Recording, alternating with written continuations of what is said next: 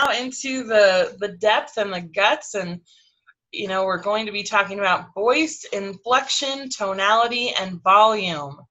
And literally, you set the tone of the meeting with your voice. That vocal tone is so important. And really, we're going to go over a couple of things here after we go to the check-in. But I want you guys to get ready to use your voice, because that's really the only way to teach this, is to experience it and play with it and just feel it. So we're going to have a lot of interaction today. So yeah, it's all about the voice. So let's look into the agenda real quick, if you can, for us. Yeah. Well, I'd love to do the check-in, how you guys are feeling about your facilitation. I think you've all, especially you three that are here on the call right now, you've all had some facilitation experience, extra since the last time we talked. So we want to check in about that. And then we'll go over the content, and then we'll do a role play situation or two. So that'll be pretty fun. Yeah, this is super important at the beginning of any meeting. Is how is this going to go? How do I want the audience to feel? Where is everyone right now? And how we launch the meeting makes a huge impact on the direction and the growth potential of whatever we're talking about. So that's what we're talking about today, especially, is how do we launch the meeting, hold inflection in our voice, and really make it come alive. Mm-hmm. Yeah, I like that word a lot, Jeff, the alive word. That's really the best thing to think about with voice, is like life and alive and energy. Because it's not necessarily just volume or just speed or anything. It's all of those factors. It's really 3, 4, 5, 6 dimensional of how you can get this content across. And right at the beginning is the time to do it, for sure. Got to wake people up. Wake up the meeting, for sure. So let's move into our check-in before we get too deep into talking about the voice. And just take a second to, check in, tune in, get your feet on the ground. And particularly tuning into your inner facilitator.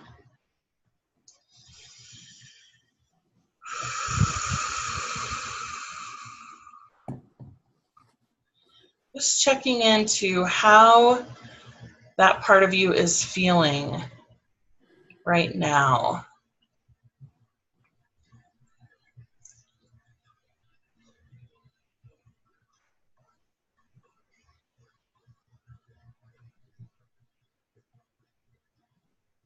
Is that part having emotions?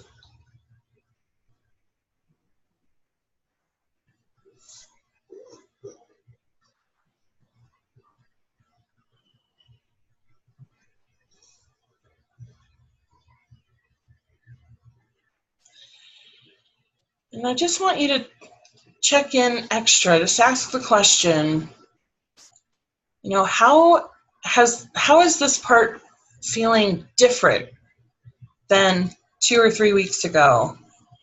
What's different now? Even if it's just a little bit.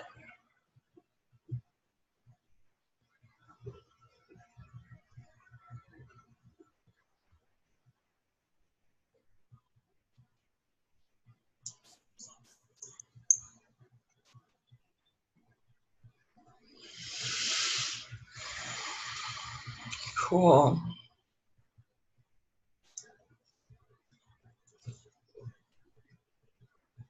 Cool. So yeah, let's just go around the room a little bit and hear just a couple minutes, how's facilitation going for you?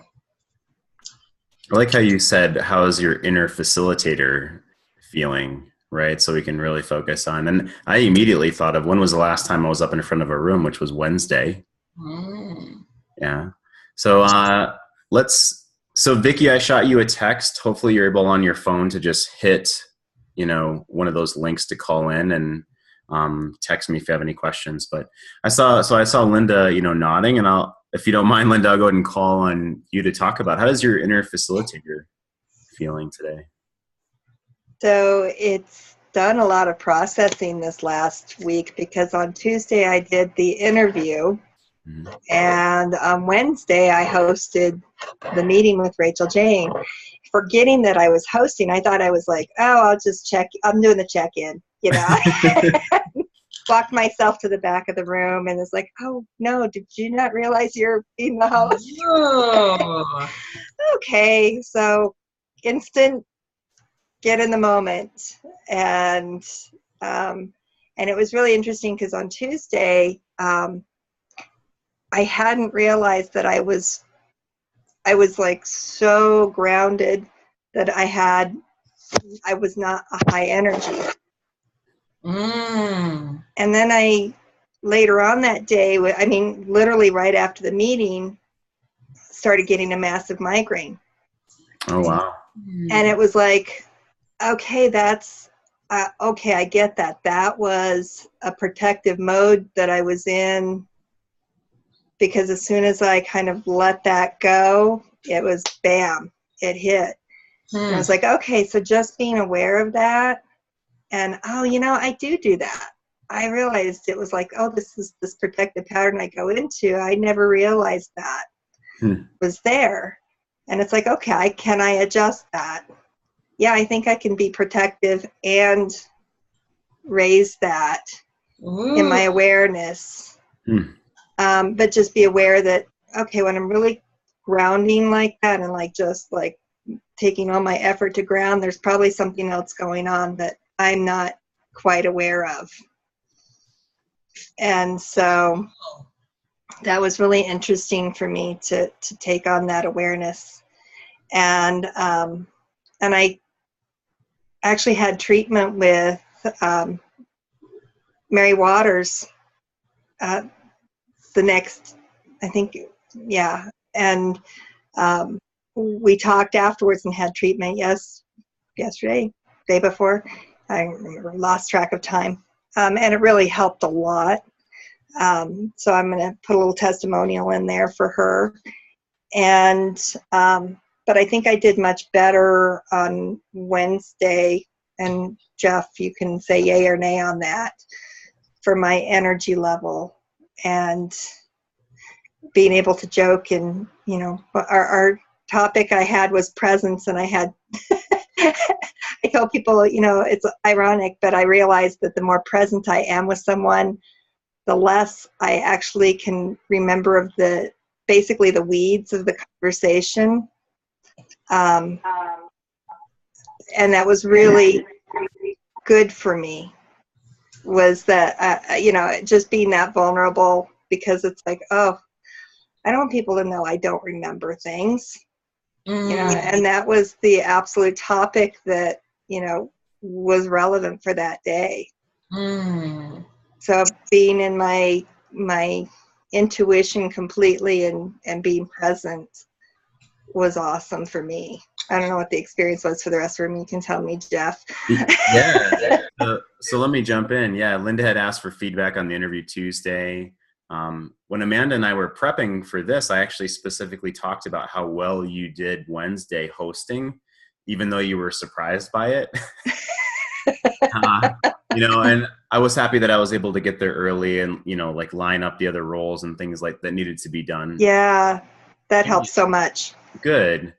And yes, absolutely. When you hosted Wednesday, was certainly grounded and relaxed. Like you weren't flustered at all. That was like, oh, good. Okay, I get to be host. And you just went up and like, boom, I'm host. So that was awesome. And you were, like I told Amanda the other day, you were relaxed and it was smooth and you played off the room and it was very, it was great and it went really well. So you said cool.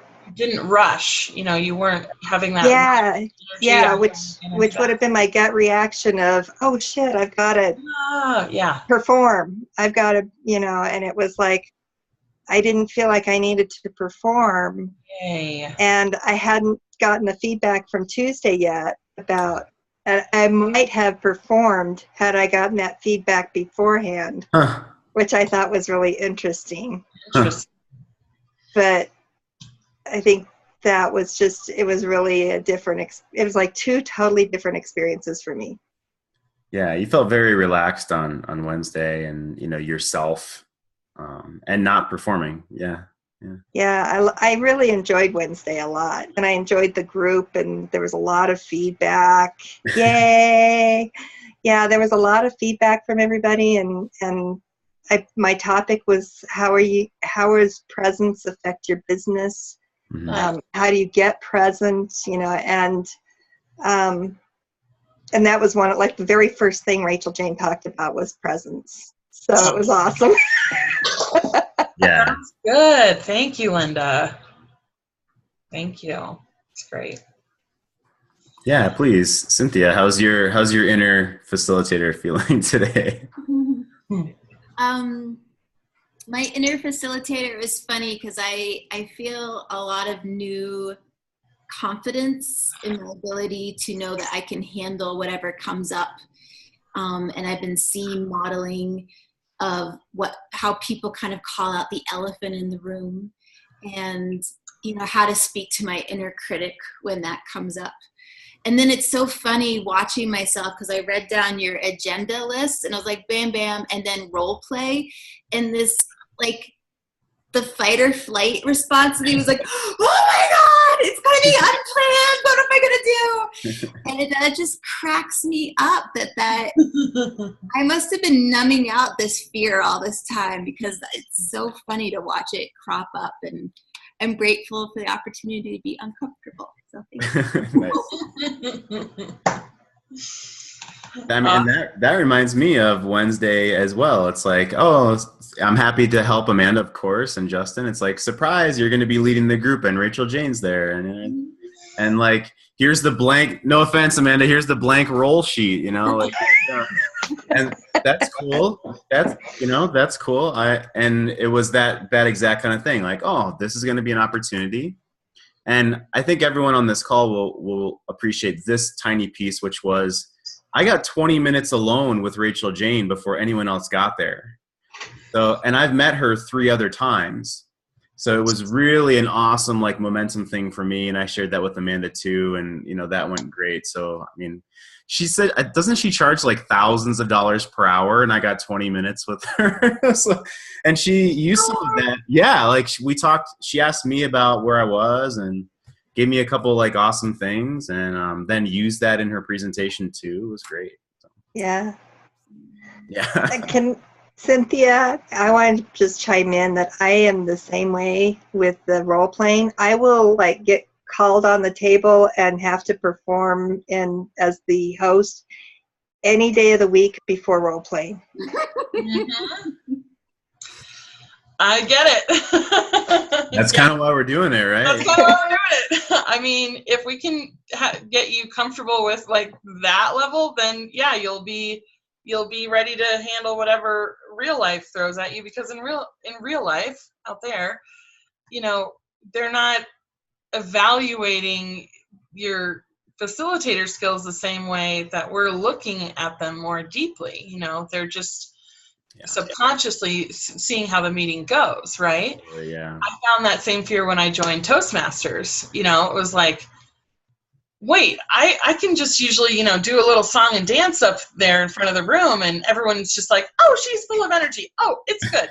You know, but in Toastmasters, they're like, your speech, your rate, the writing, They have all this like other factors that they're looking at. And so we know it's a good process to just push you a little bit in front of your peers. And then when you go out in the real world and other people haven't had this training, you look like a magician, as Jeff likes to say. You know, you look like you're like, have this amazing talent that no one knows where it comes from. And it's yeah. And yeah, the sprinkle on top of that is I've used some framework to do my intro and facilitation prior to the meeting on Wednesday. So Linda was there to see and Vicky too, was there to see my little story, which I did in 2 or 3 minutes. And we're going to talk about how to do that today too. It's like, you tell us a story in 3 minutes about yourself. Ready, go. And I used a framework for that. And we're going to talk about that today too. So Vicky, I noticed that you're on the phone. Fantastic. Yay. I noticed that we can hear the echo through the computer too. So if you don't mind muting, your computer and then jumping on the phone to talk with us, let's see if that works. And I'll unmute your phone here now. Okay, can you hear me? Yep, sounds great. Perfect. Great. Because I had to walk away from the computer because I was getting feedback between the phone and the computer. Oh, yeah. So, good morning. I am really glad to be here, although just a little frazzled. I've had all kinds of computer issues already this morning, and I see they're not resolved. But it just put me way behind, which is why I took my video off too. I intended to be at my office by now doing this call, and I'm at home. So there's just kind of a lot of activity going on behind me. It's very distracting, but that will all calm down momentarily, and I'll turn my video on. Cool. So We're my very happy inner you're here. facilitator, thanks. My inner facilitator feels like I am doing a really sucky job of facilitating my life today. But, things come up I just seem to, sometimes I feel like I am the queen of attracting things that were unanticipated and unplanned for that set me behind. But, I wanted to mention, Linda, you did a great job on Wednesday. I, as a participant, had no idea you were anything but feeling great and awesome. So that was really great. And I am feeling like I'm gaining confidence about facilitating things steadily gaining more and more confidence as we continue in these sessions and as I practice. So I'm at CBC, I'm definitely noticing details to a different degree, a different level that will help me in groups that I plan to facilitate in the future. And just make noticing, oh, that was so good, I think to myself, I should jot that down and remember that. And so for me, it's a growth process, and it's awesome, and it's all good. Awesome. So I'm eager for today's session. I'm looking forward to this very much because I feel like this is my weakest link, and I hear myself recorded. I'm like, what is the deal with my voice? I hate my voice. And because I think I was so excited, I was passionate about this. Why does my voice sound so dead? So anyways, I'm eager to jump into the content. And one of the things I learned Wednesday from Rachel Jane was that she mentioned about the shadows, all the things you're trying to hide. And she did a great job with her body language of standing there and holding her hands out like she was trying to press something behind her.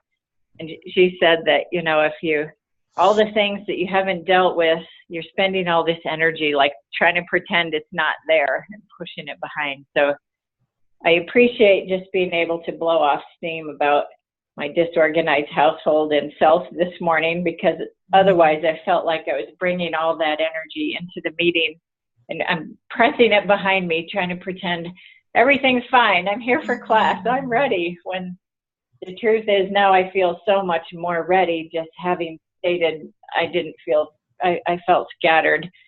And it's like, whew, it just sort of went away, and now I really am ready for class. So,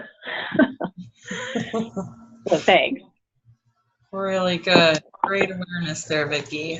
Yeah, phenomenal. And Vicki, let me add that I told Amanda that I've noticed incredible growth in your facilitation and presence, and honestly leadership, like willingness to be a leader, incredibly over the past probably month and a half, that kind of thing. And so I did mention that to her. I've certainly noticed with you, absolutely.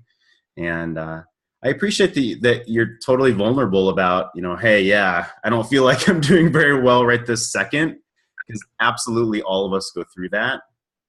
I mean, every single one of us goes through that.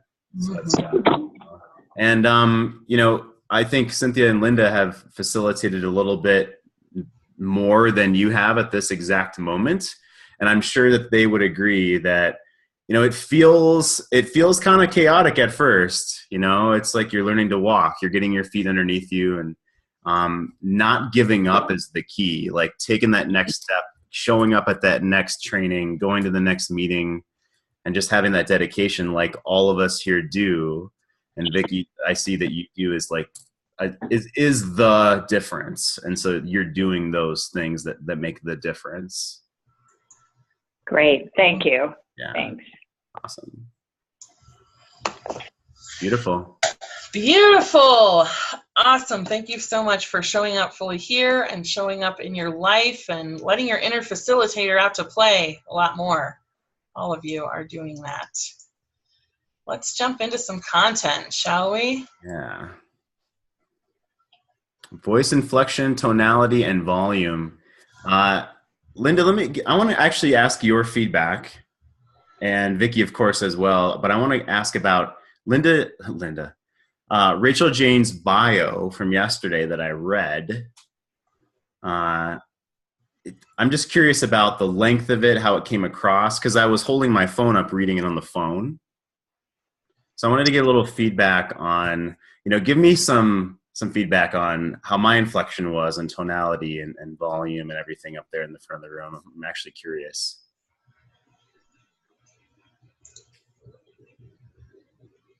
So for me,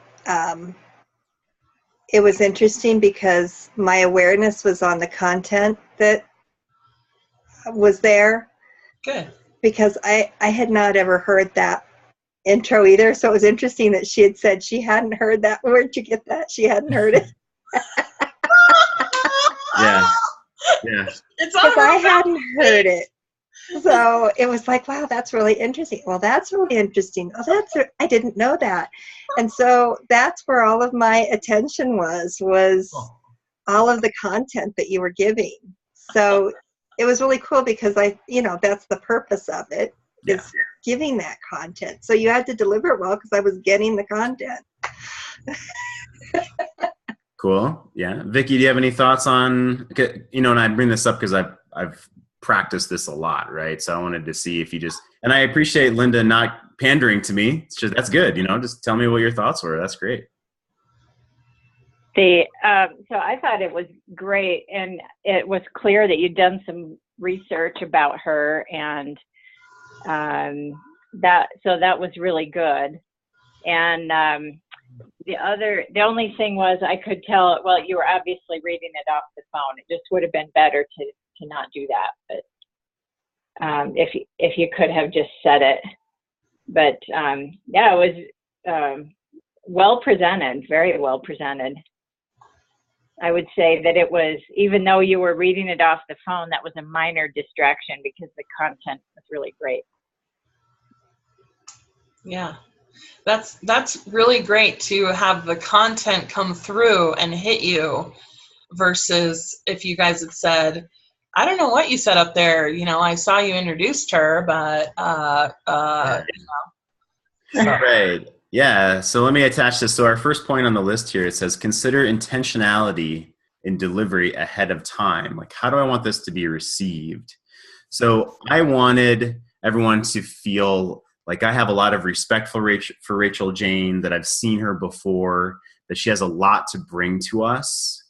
And I want it to be dynamic, that I'm excited about what I'm reading. It's not just like I'm I'm reading a disclaimer at the end of a car, commercial or something.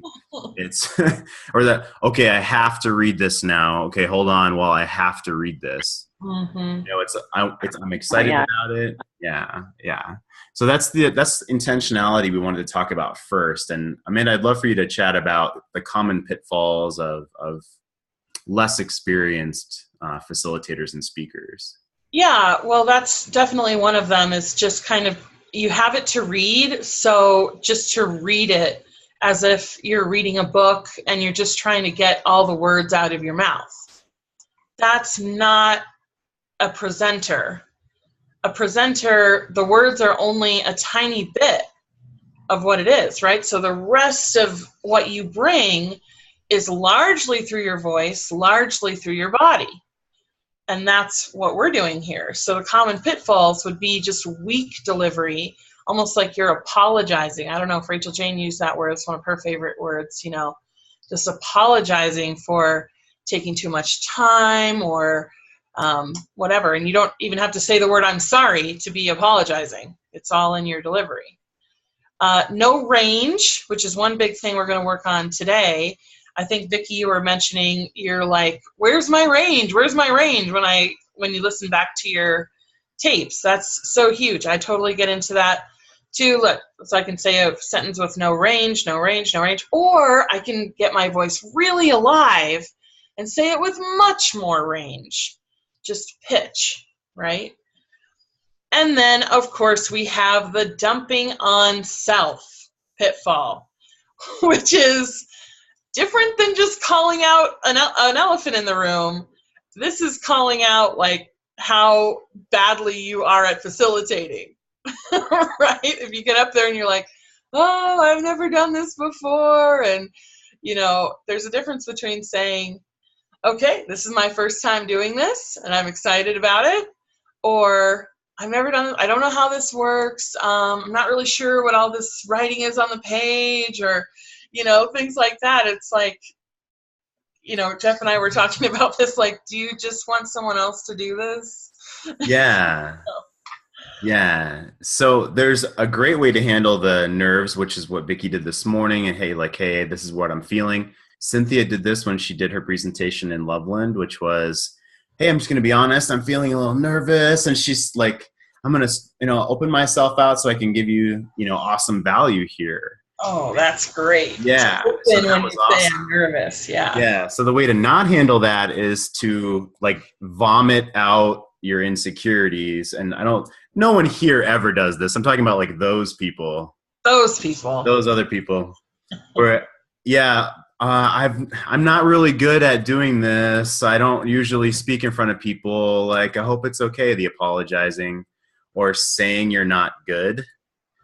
And I'm sure I have family like this where it's like, and ahead of time they automatically discount themselves. And that's definitely not going to set a good tone for the meeting. I mean, we could all go on and on about that, but it's okay to feel nervous or anxious or anxiety, but don't try to lower people's expectations ahead of time.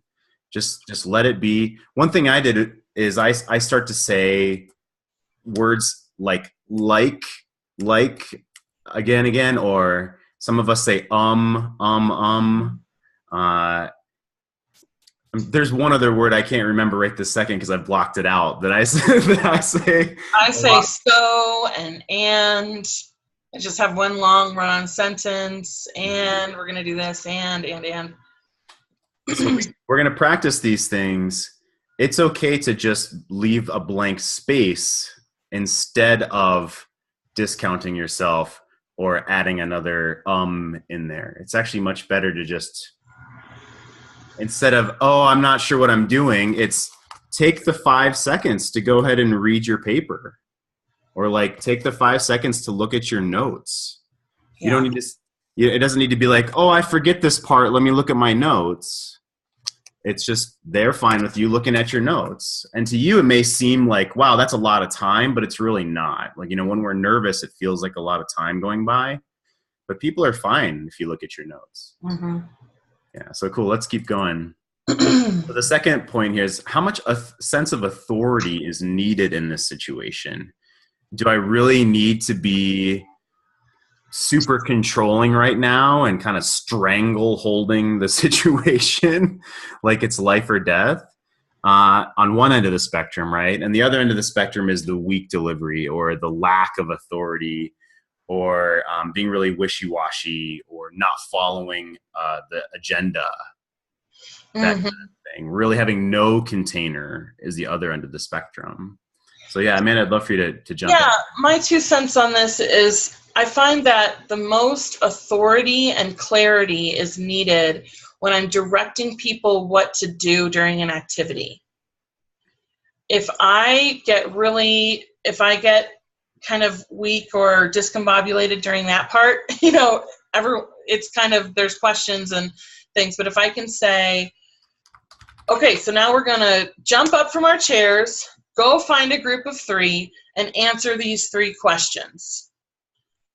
My voice can get really directive and kind of a little bit down at the end, like a period. Like I'm vocalizing a period at the end. This is what we're doing, go. And it's not like I don't ask it as a question. I don't say, you guys ready to kind of do this now? I just am like, this is what I need from you. And when I do that, it just flows. People feel really held in the container, and it's really great. So that's when I like to bring the most authority out. And then I pepper it into a talk as well. When I'm making a point, I might say the point a couple different ways, but at some point I'm going to say it like, this is it. This is the new mindset that we're working with here. Gone are the days of this. Now we're doing this. And I do that largely with my voice because that's what you have when you're up in front of the room.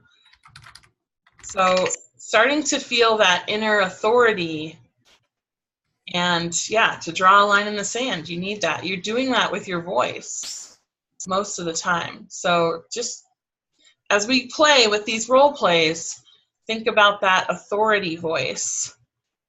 Important one. Yeah, so please take some notes as we go. We'll practice these. It's one thing to just talk about this, but that's why we're going to practice.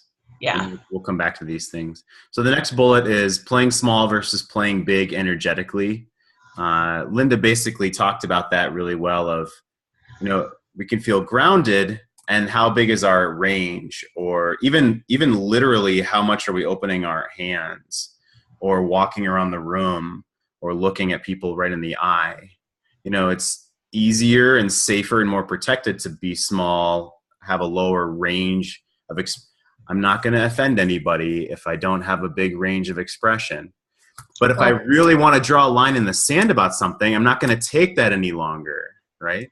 So that being stronger is more polarizing. Some people may not like it. And other people are going to like it a lot more. And again, this is this concept of we're not trying to get everybody to like us. We want to be our full selves. Yeah, Amanda, go for it. Or Linda, please.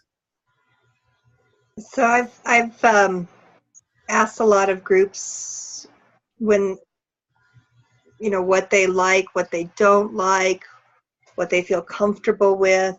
And I really have gotten a lot of feedback of that authority being taken too far in some instances where it comes across as superiority, and like if there's not a mix of a give and take and a flow back and forth and you're always in that position, it looks like you're talking down versus like you said, there are times in your speech to do it. There are times to step back. It's giving that give and take with the group so that they feel more equal, yet they know you're leading. That is it, Linda. And that's why we're going to really focus on range today, because you want to have all these tools in your tool belt. You want to have the full spectrum. You don't want to have any of that thing you're trying not to be. Like, oh, I don't want to be authority, or I don't want to be playful, or I don't want to be asking, or I don't want to be nervous. You know, you want to have all of that because you're dead on. If you only strike one note the whole time, whether it's authority, huge energy, playfulness, you know, any of those get old, just like they would get old in a 3-minute song. We need lots of notes in that 3-minute song to keep our attention. That's 3 minutes. So when you're up there for an hour, you're going to need everything.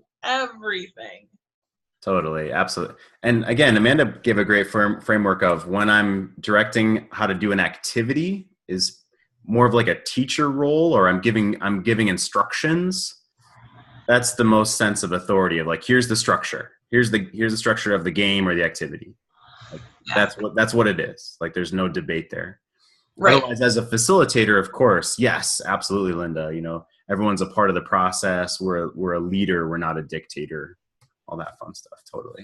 Yeah, and I really want to draw out and be curious and have other voices in the room, except for a few things where it's like, this is, you know, my line here.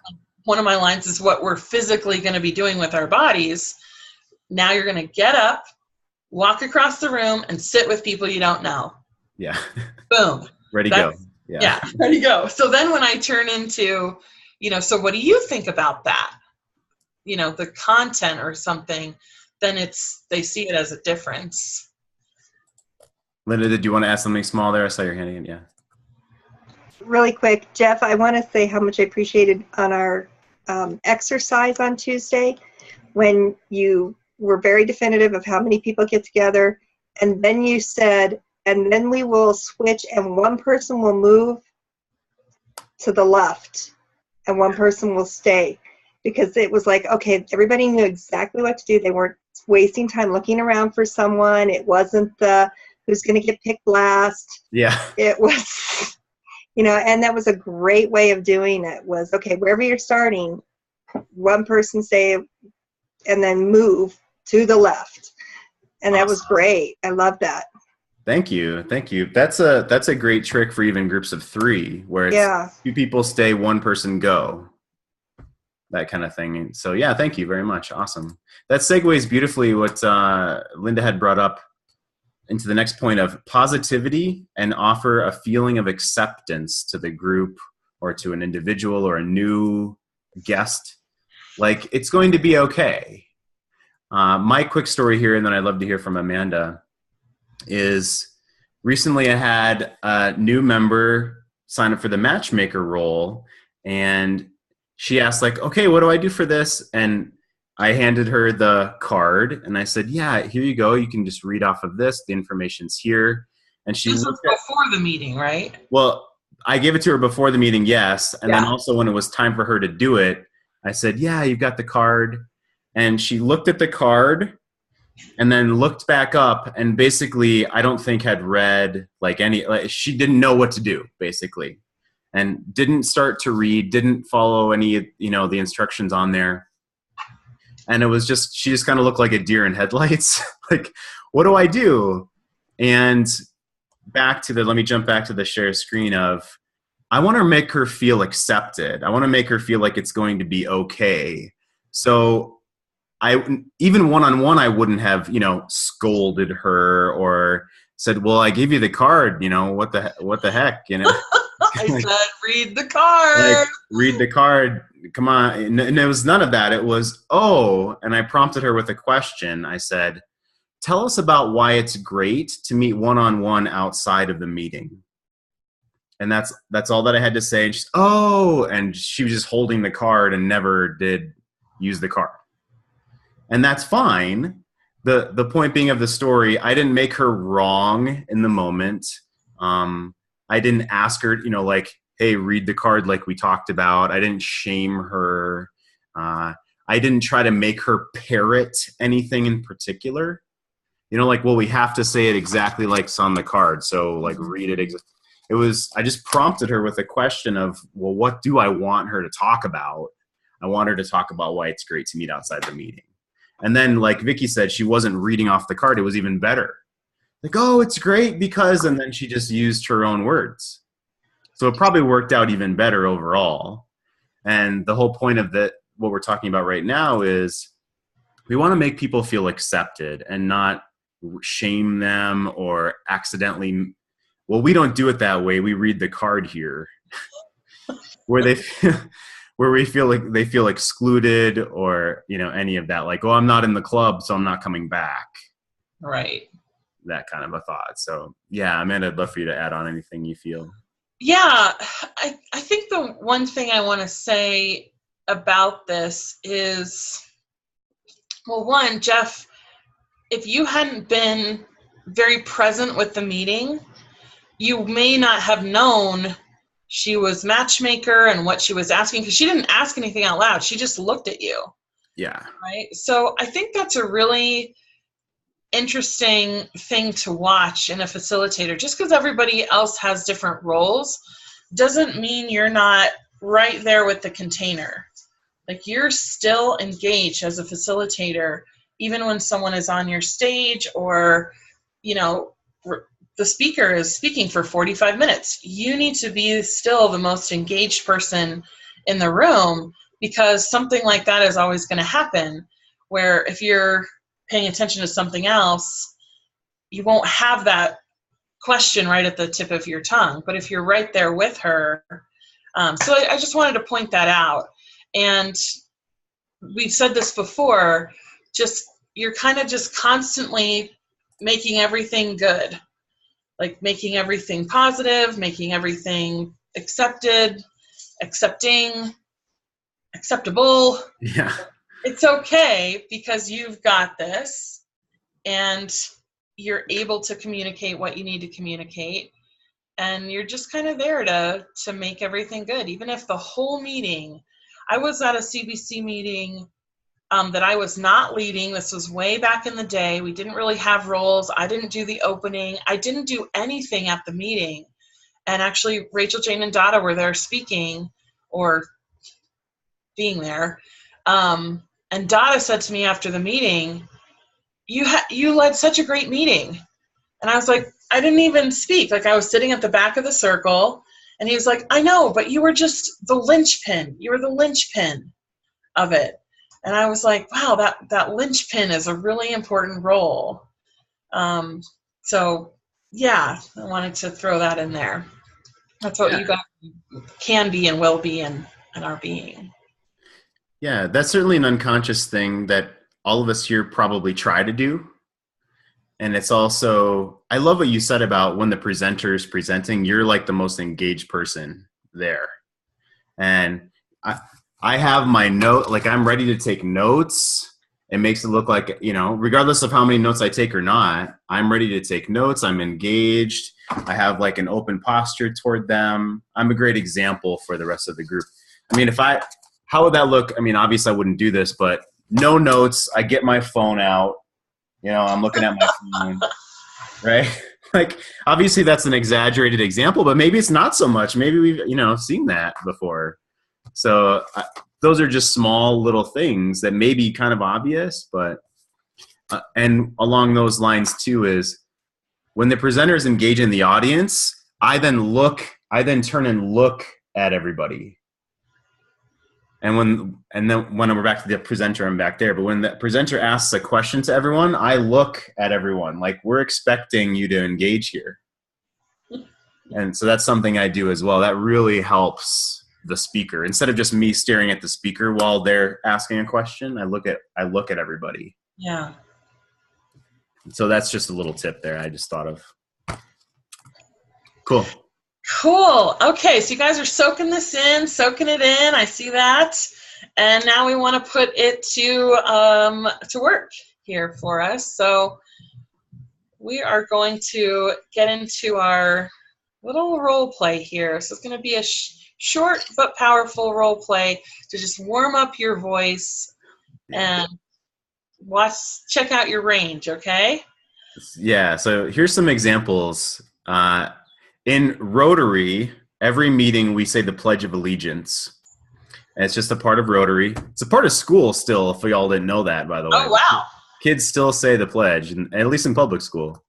Mm. And it reminded me of what's the most like boring tonality and no inflection, and it's just a robot every time. And Pledge of Allegiance. So we're all gonna say right now, don't try to do it any funnier, or just try to do it like you normally would. So we're gonna say the Pledge of Allegiance. Ready, go. I pledge allegiance. Pledge allegiance to the flag of the United States of America. And to the republic for which it stands, one nation, under God, indivisible, with liberty and justice for all. all. Great example of like this end of the spectrum of boring, no tonality robot, right? We all can relate to that.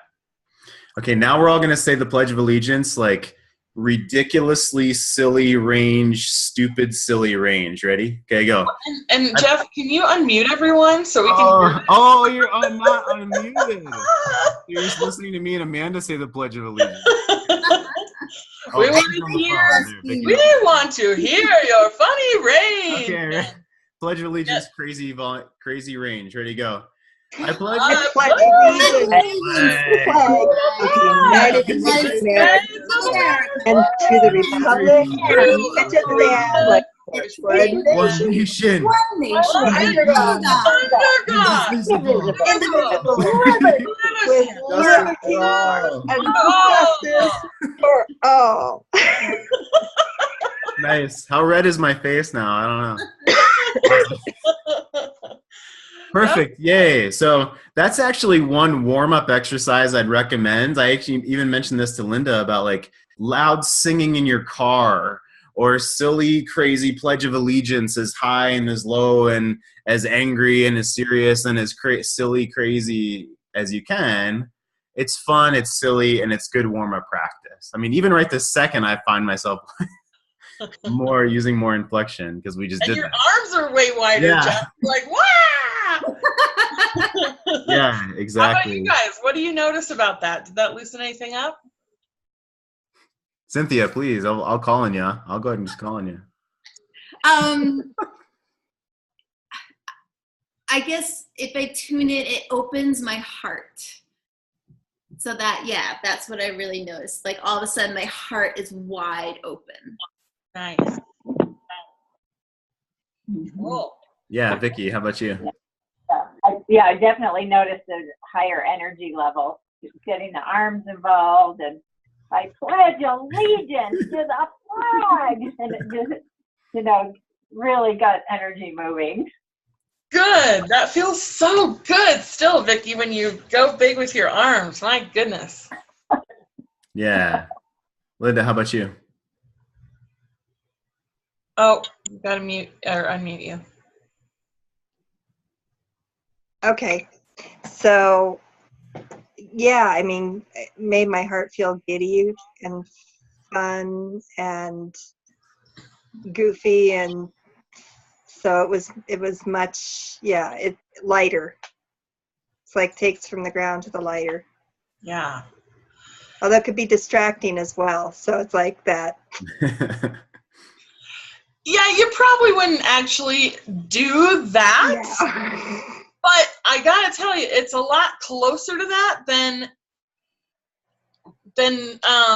like a default voice, right? When you're in front of people, it's a lot closer to that than it is to your default voice. So we're wanting to swing the pendulum all the way over so that it lands much more in the middle. But when I say the middle, I mean pushing the edge of the middle over towards bigger, louder, sillier, funnier. Because for me, what I've noticed that when I feel like I'm at like a 10 of this, everyone else feels like I'm like a 6 or 7. Yeah. For me, I'm going way silly and way big, and they're like, oh, she's alive. Cool. Yeah. She's a lively person. Good. Yeah. But they don't feel like I'm over the top. And I'm like, wow, I'm really singing and dancing up here. But it doesn't ever feel as big to them as it feels to you. Yeah. Along those same lines, I used to talk way too fast whenever I was doing anything like training like this. And so I practiced actually talking what I felt was ridiculously slow, like to me felt stupid slow, and it actually translates really well. Yeah. I mean, even right there, I was talking like really slow, and I'm making the point though too. And this is practicing what we're talking about. When you're trying to deliver something that's exciting, you can be excited, and that feeling's going to translate, or serious, and that's going to translate. So the emotion translates, not just I'm being stupid or silly. Yeah. That's what we want to translate. Yeah. Yeah. Same thing goes with volume. Any quiet people, like, we got to get them way out. They feel like they're way out, and we're like, oh, good, I can finally hear you. Yeah. And what I heard this statistic once that has held true for me in my speaking career. They say between a quarter and a third of the audience is dealing with some kind of significant hearing loss. A quarter and a third, and that's only going to go up because we have all those, earbuds in our ears anymore. But yeah, and I just wanted to mention, Linda mentioned this earlier in the meeting with your check-in, that concept of being protected and high energy, or grounded and big energy. You really can do that, and we're not suggesting that you go way out of your light globe or anything like that. Stay in your feet, stay in your body, fill up your light globe because it's really big. So that's what we're saying. Just fill it all the way up. You don't need to go out of it or get ungrounded. Yeah. Awesome. Cool. Let's move forward. Okay. We are actually going to practice the bio that I read yesterday. I thought this was really cool. We're not going to read the entire thing, each one of us, but we're actually going to have each of you read 2 of these paragraphs, and then we're going to switch to the next person. So this is practicing in front of us, a safe audience, using some inflection, practicing range, and then we're going to go through and you'll read the other section you had not read yet. So Amanda, what do you want to add on to that before we get this started? So this is really a huge way that all of this gets applied. You're reading something, the tendency might be to just get the words out. So our encouragement to you is to play with your tone and make it come alive for us. You're setting up this speaker. You're like the warm-up for the speaker. You know how they have a comic come out before the main comic? Oh, yeah. You're the speaker before the speaker. So you want to just draw more attention to the stage, and you're going to use your range. So feel free to err on the silly side, but use your intentionality and make us engaged in what you're saying. So it's memorable and interesting. That's what I'll say. Okay. So on my Zoom here, it goes Cynthia, Vicky, Linda. So let's go ahead and go in that order. And we'll go through it twice, like Jeff said. So you'll read 2 paragraphs, then we'll switch, and we'll come back around so you can read your other 2 paragraphs later. Yeah, so right? Cynthia will start with the first 2 paragraphs. Mm-hmm. Cool. I love the frame that it needs to be memorable and interesting because there's no pressure there or anything. Oh, good, because I thought that could be a little pressury, but good thing you're not feeling any of that. Yeah, I'm going to put this on Facebook. I'm recording it right now, so no pressure. We're supposed to be the best readers ever. And yes, and it's practice. So well, yeah, and Cynthia, I'm glad that you said that actually, because that is true and funny and all this, and that's looking at the outcome, right? That's like being attached to the outcome. And so right now we're simply practicing the steps that it takes to naturally have that happen, to be honest, which is like inflection. We want this to come across. We're interested, all the things we talked about. So yeah. All right. Well, Rachel Jane has always had a passion for leadership, cultivating it in herself and in others who want to make a positive difference and are willing to do the inner and outer work required to make their vision a reality. She now has the privilege of traveling the world teaching men and women how to increase their personal presence, individual magnetism, and their leadership ability so that they can be seen, inspire change, and create wealth in all ways. As creator of Art of Feminine Presence trainings that are offered worldwide, she is thrilled with how fast this work is expanding. She currently has licensed teachers in the USA, Canada, Australia, and 16 other countries. Soon she heard the cry from men who wanted to learn these powerful practices, and she happily obliged. At the fundamental level of all her programs is a core purpose: to accelerate spiritual awareness and raise global consciousness. Most of the people she works with have been on a personal and spiritual development path for quite some time, and she is so excited to present some of these tools for us today. Please welcome Rachel Jane Gruber. Woo. Nice. Good. So Linda will read the first two paragraphs. There's Amber. Oh, but we need to unmute her. That was good. I was like, ready? Let's try that again.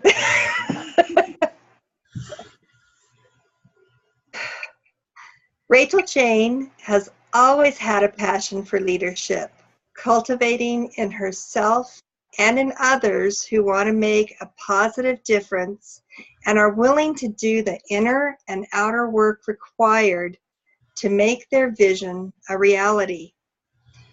She now has the privilege of traveling the world, teaching men and women how to increase their personal presence, individual magnetism, and their leadership ability so that they can be seen, inspire change, and create wealth in all ways. Nice. Mm-hmm. Very cool. Miss Amanda, did you say round of applause! Yeah. Woo! Did you say that Amber jumped on? I didn't quite see. Yeah, Amber jumped on here. Oh, hey, Amber. Hi! Amber, you came at the right Hey, time, Amber. Amber. Oh, good. Surprise! Yeah. So, you guys, that was awesome. And you guys all did great. I think that if you read that intro for any speaker, they would be like, yes, thank you. You did it. So I think the thing to do now is to just play with going even a little bigger. Just go bigger, have some fun, break out of any last, shake off any last little limitation things, and just read it again a little bit bigger. Sound good?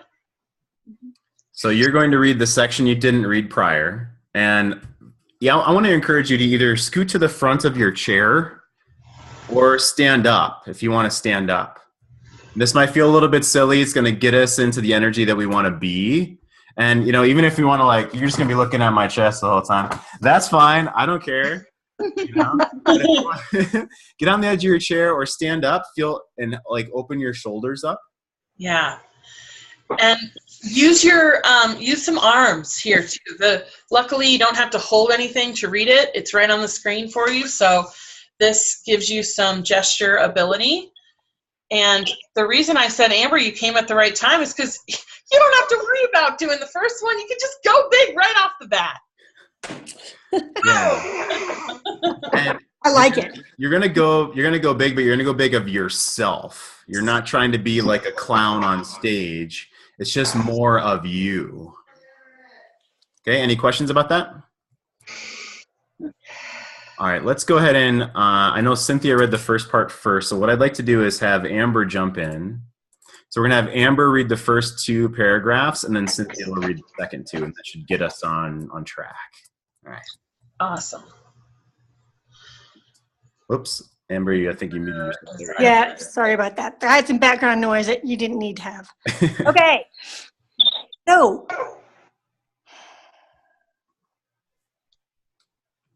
Rachel Jane has always had a passion for leadership, cultivating it in herself.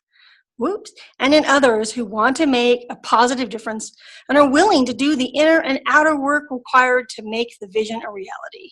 She now has the privilege of traveling the world, teaching men and women how to increase their personal presence, individual magnetism, and their leadership ability so they can be seen, inspire change, and create wealth in all ways. Nice. Very nice. Yeah, very nice. Cynthia. So as a creator of Art of Feminine Presence trainings that are offered worldwide, she is thrilled with how fast this work is expanding. She currently has licensed teachers in the USA, Canada, Australia, and 16 other countries. Soon, she heard the cry from men who wanted to learn these powerful practices, and she happily obliged.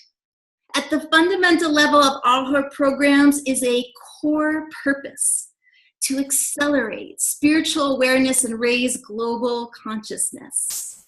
Most of the people she works with have been on a personal and spiritual development path for quite some time. And she is so excited to present some of these tools for us today. Please welcome Rachel Jane Groover. Awesome. Ooh. Yeah, very nice. Nice. Very nice. So check in with how that felt as we go to the next person here. Yeah. So Vicky. It's Vicky, yeah. Yes. Oops. A second. It just bounced on my screen here. Okay, there it is. Rachel Jane has always had a passion for leadership, cultivating Rachel Jane has always had a passion for leadership, cultivating it in herself and in others who want to make a positive difference and are willing to do the inner and outer work required to make their vision a reality. Now she has the privilege of traveling the world, teaching men and women how to increase their personal presence, individual magnetism, and their leadership ability so they can be seen, inspire change, and create wealth in all ways. Nice. Very nice. Yes. Linda. As the creator of the Art of Feminine Presence trainings that are offered worldwide, she is thrilled with how fast this work is expanding. She currently has licensed teachers in the USA, Canada, Australia, and 16 other countries.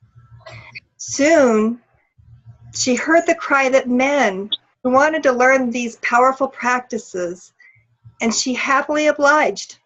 At the fundamental level of all her programs is a core purpose: to accelerate spiritual awareness and raise global consciousness.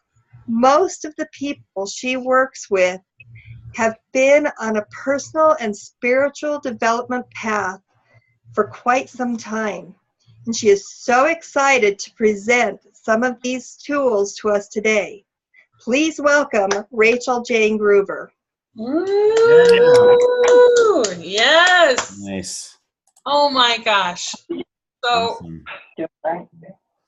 what did you feel about yourself and about others from the first time to the second time? Any difference? Mm-hmm. Mm-hmm. Yes. So, Linda, yes? yeah, I like I feel terrified because the 6th grader in me that was trying to read out loud as a dyslexic and was told I was stupid comes up every freaking time I read. Oh Yeah. my gosh, I would never have guessed that. Yeah, I wouldn't have guessed either, but I'm curious about that because these words are pretty advanced. Like there's some words that not everyone I know. So I'm glad that you put that out on the table. Awesome. I'm shocked, Linda. I thought you nailed it. Yeah, you did nail it. Yeah. Yeah, it's like tears are like this far under the surface. Oh, Well, boom. yeah, you are doing such a great job of anding. And I'm terrified, and I'm nailing this right now. Yeah, that was awesome. Wow. Show that fucking teacher. Yeah. That's right. That teacher is nowhere to be seen. Nice. Yeah. What I thought was, I just want to add, what I thought was really cool is, and Amber, I'll show you a previous slide because you missed, and just to kind of make my point. You know, we can talk about, playing weak or playing big, or it's boring or it's exciting or it's silly. And all of us are kind of like, yeah, we know that. Like, okay, my volume needs to be big enough. I get it. But when we embody it and then practice here with each other, that's really when everything comes. That's when those tears are almost there. That's when that fear is there, and the choking up in the throat is when we actually practice it. So that was really cool. And Amber, you missed us reading, literally saying the Pledge of Allegiance out loud because everyone says that's super boring and monotone. We did that. And then we said the pledge like crazy, silly range, like low and then high. So you missed that warm up. But I think Amber did a pretty damn good job just coming in too. I do too. Yeah. Thanks, guys. Really picture. Yeah. Nice. So yeah. Amanda, anything else you'd like to add? Vicki had something to say. What? Oh, please. Just that the value of practice there is amazing, because the reading it through 2 or 3 times felt like, yeah, these are the points I really want to emphasize, or these are like I was kind of envisioning restructuring the typed words, putting them sort of in a sentence with some bullet points, and that's just for emphasis, the ways that I wanted to portray Rachel Jane in that bio. So, but reading through it a few times really helps to bring those out. And so as we went through it again and again, that was really, really nice to be able to just sort of develop it and just let it come out more naturally. So much better the second or third time than here, read it. Yeah. You got to be ready for both, but I do totally agree with you. If you can possibly get your hands on what you're supposed to say and just at least look it over, if not be able to speak it ahead of time. And you almost always can do that. But yeah, so great awareness, and certainly great, thing for you to know about you as a facilitator, that you want their bio, a week ahead of time or whatever, right? Whatever you need. Yeah, that's awesome, Vicki. And that reminds me. So if you did just get it 5 minutes before, we can go to the bathroom, read it out loud to ourselves in the bathroom, and then maybe underline some words that we want to emphasize when we say it in front of everybody, just to give us some notes. Or I can't think of any other immediate tips, but going to the bathroom, reading it out loud to ourselves, or the car, reading it out loud, and I want to hit these words, and practice words Great idea. Yeah, and practice like obliged and words like that. If it's not really coming fast, like, oh man, okay, like I need to say that word a couple times. Yeah. Yeah. Good. Yeah. Yeah. Yeah. How about you? Yeah, anything you noticed from take 1 to take 2? It was so funny watching myself, because although in the mode of facilitation, this seems like, well, yeah, this is the role to play. Doing this exercise was really uncomfortable for me, and I felt really resistant. I was like, I don't know why. But Linda sharing helped me remember how much I used to get ridiculed and teased for being too excited about things at school, and even being like the leader in the classroom or the only one following along and being like the linchpin in the classroom. So it made me feel really like on the chopping block because there was no role to hide behind. So I just really appreciate getting to do that and move through the recipient of that. So thank you for sharing that. I feel like asking you, is there anything that you want to own about who you are now, and maybe this is for everybody, that is, differentiating from back then?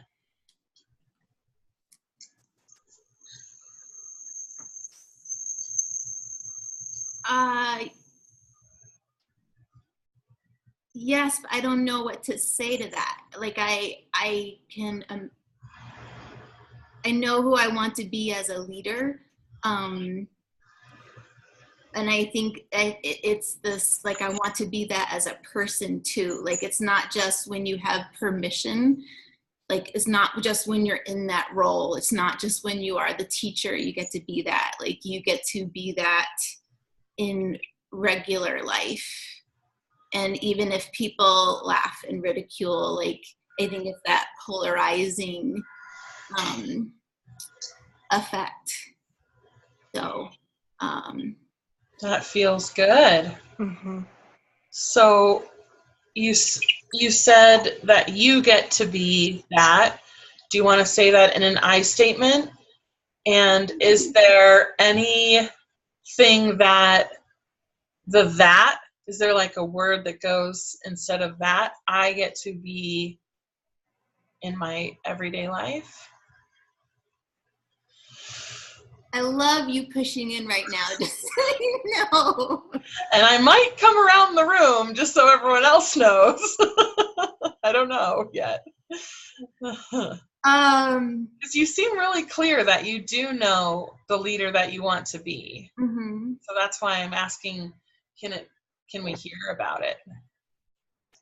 So I feel like I don't know what to say. Like, I get to be and I get to own being a person in life who is excited and passionate and polarizing.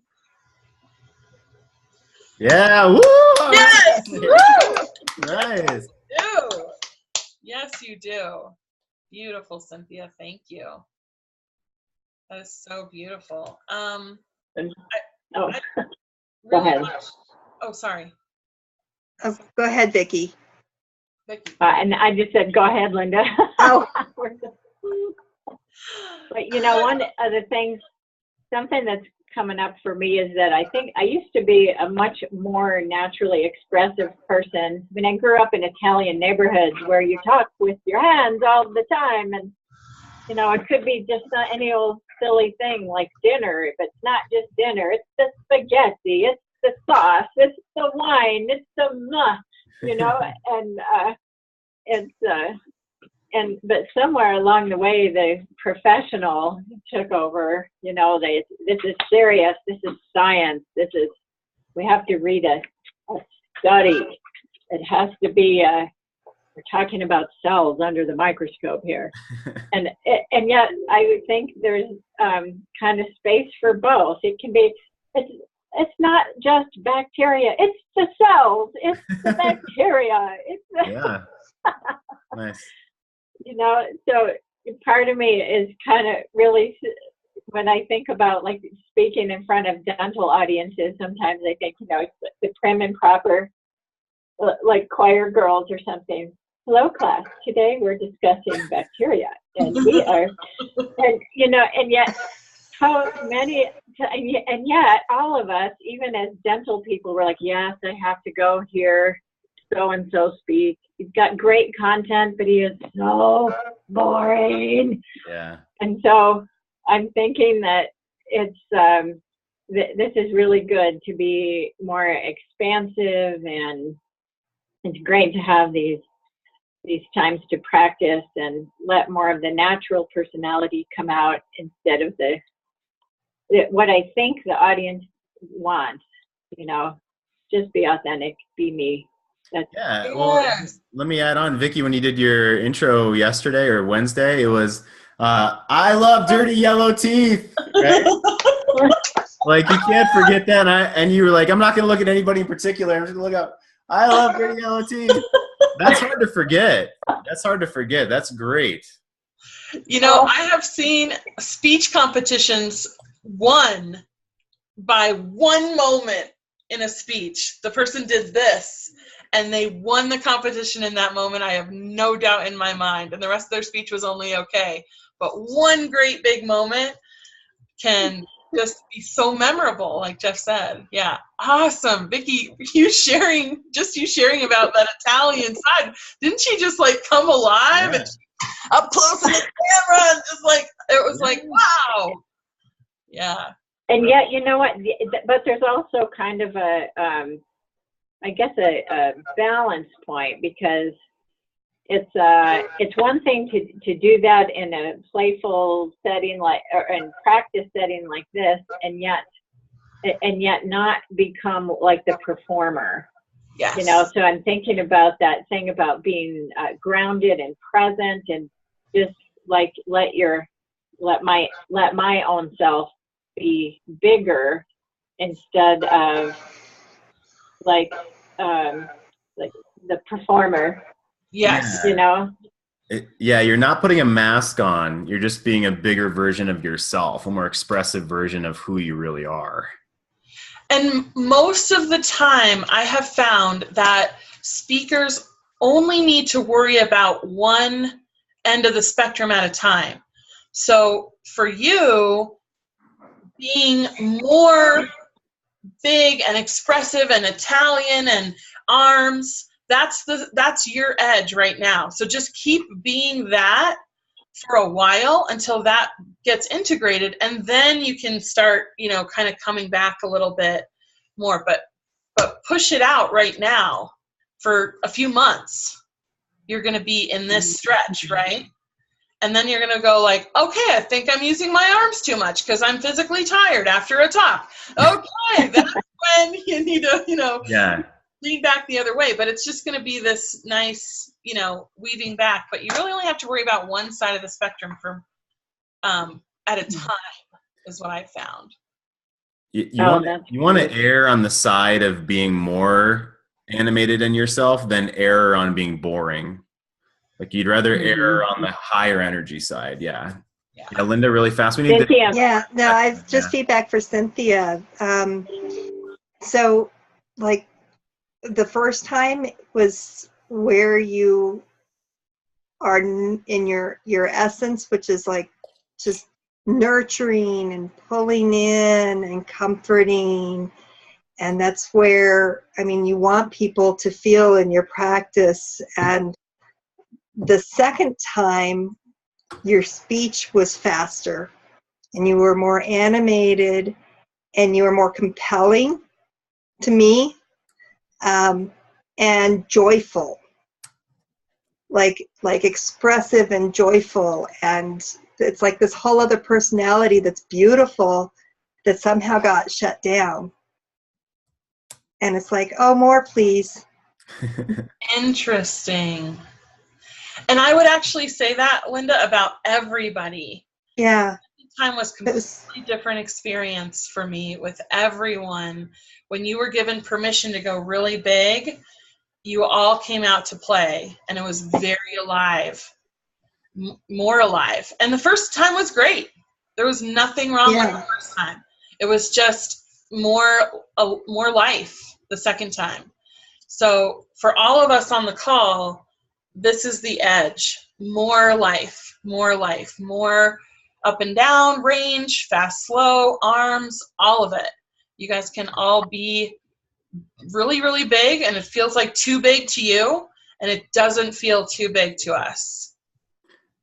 So for the sake of time, I want to jump in. We've actually dug into each one of you more than we would have been able to had there been, twice as many people on here. So that's really cool. And what we're going to do now is going to take up the rest of our time. So I want to move us forward. We're going to do a little bit of teaching. So take notes as we do the teaching. And then we're going to ask you to push the boundary here and step out of your box a little bit. And that's what this is about. And so let me share the next screen. All right. So it's an emergency situation. And this was very real world and real life this week, with Amanda and myself stepping in on Wednesday. The facilitator has called you or texted you and says that she needs to go to the ER. She needs to take her husband to the ER. And you're being tapped the morning of, you're being tapped, 30 minutes or whatever, 5 minutes, whatever, ahead of time to be the facilitator. And so literally right now, we're going to do this here in a minute. We're going to give all of us as a group 5 minutes to collect ourselves, and you're going to work on what we're going to talk about right now. So the first steps when you come back, and we'll take turns doing this obviously, are to announce to the group that the facilitator has to run to the ER and that you're going to take her spot for the meeting. Then you're going to tell a 2 to 3 minute story with the format of low point, turning point. How did CBC help turn something around in your business or in your life? How is something in your life better because of CBC? And then the high point you are now. And we'll talk about this here in a second. So LP is low point, turning point, which relates to CBC, and then high point. Then you're going to talk about really quickly the 3 pillars of CBC. Oneness, how we're all connected through our human emotions. Bothness of service and profit. And then authenticity of how we want to be our true capital S leadership selves. And the capital S thing is my thing. And it needs to be within, we're going to say 6 or 7 minutes total. So you're going to announce to everyone. You're going to tell a 2 to 3 minute story using that format for yourself of how CBC helped you because we're at a CBC meeting. If you were at a different meeting, your turning point would include that group, right? So it's whatever group you're in front of, you're going to tell your turning point has to relate to that group. And then quickly the 3 pillars of oneness, bothness, and authenticity. And then you're going to pass it off to like I did Wednesday, the host, which was Linda on Wednesday. So Amanda, please quickly, let's talk about the low point, turning point, high point, and then we'll ask any questions everyone has right now. Yeah, so Jeff, I'm probably just going to ask you to tell your 2 to 3 minute story that you actually told. Sure. But the reason we put this in there is because if you are stepping up into a role that you're not usually in, you might want to have a few more minutes to connect to the audience. And of course, telling a story is the best way to do that. And telling a story about the group edifies your connection to the group. It's just a really great way. You never know when you're going to need a 2 to 3 minute story to just fill a little bit of time. Maybe the speaker, needs to set up their PowerPoint. Oh, surprise, they have a laptop with a PowerPoint, and they need to do that. So that's why we want to put that in there. Jeff usually isn't in Fort Collins. There's some people who've never seen him in that role. They've only gone to a few Fort Collins meetings, perhaps. So for him to vamp with a 2 to 3 minute story is really, really smart. So Jeff, you want to just quick tell us your 2 to 3 minute story you told? Yeah, and again, I didn't script this out, so it's basically using the format that I just said. And when I start, I use as many sensory words as I can. I explain where I was with as many sensory words as possible. So here's my story. I'm going to tell a really fast story. This was spring of last year, so spring of 2016, and I was in my teaching position, sitting in my windowless classroom, finishing some paperwork, yet more paperwork, which I had a lot of as head of my department in special education. And it was Friday. At least all the kids had left for the day, so I could turn some music on. And I had the lamps that I had brought in myself so that I could turn off the overhead fluorescent lights and just the humming of those fluorescent lights. I was finishing an email to a mom telling her how happy her son was to be able to finish the work that he had in science that day, to interact with those kids around him and be able to actually do the work using some of the tools that I taught him. Like, that was a great moment, being able to send that to the mom. And as I hit send on the email, I had another email come in, and this one was from my principal. And do you ever have those moments where you feel just kind of like that, like, oh shit, like what is this going to be? Well, I had that moment when I saw that email from my principal, and I ignored my better judgment and opened it right then. Instead of just going out for happy hour with my colleagues, I opened the email right then. And it was something along the lines of, Jeff, thank you for all the great work. I want to let you know we have a new head of special education in the department. Your budget's going to be cut next year. And this new supervisor wants all special educators in the district to reapply for their own job. Now, my core desired feeling is to feel cherished. And I certainly wasn't feeling cherished in that moment. And I knew right then, now's the time for me to start something on my own. Now's the time for me to go off on my own and start my own private practice, which I had been considering and working on for quite a while. So right then, the first week of actually summer, as the school year ended, I said, no, thank you. I'm not going to reapply for my job. And the first week of summer, I went out and networked in as many events as I could around Northern Colorado. CBC is one of those that I found. I fell in love. I joined right away. If 2 years ago you would have told me that I'd be leading a group in Loveland, I would have franchised a CBC, that I'd be the incoming president of my Rotary, and through the skills that I learned through personal coaching and CBC would have doubled my teaching income in less than a year, I wouldn't have believed you. CBC has been one of those pivotal things that has done that for me, and I'm proud to be one of the facilitators. And I give everyone kudos here for showing up and having the courage to come and do the work that it takes to achieve what you want. So that was basically my awesome. That was right at 3 minutes. Perfect. Yeah. Awesome. So did you guys follow his low point, turning point? Now he's at his high point. Yeah, that was great. So we're going to give you just a few minutes to go over that for yourself. And Jeff, you actually mentioned to me that you practiced that story in the car on the way to the meeting. Yeah, I said it out loud to myself 2 or 3 times in the car. So we encourage you right now. We're actually going to pause for 5 minutes and we can mute you or whatever. We want you to practice. Just make some bullets for yourself. Like grab your phone, and you want to shoot for 2 minutes because you might go longer, right?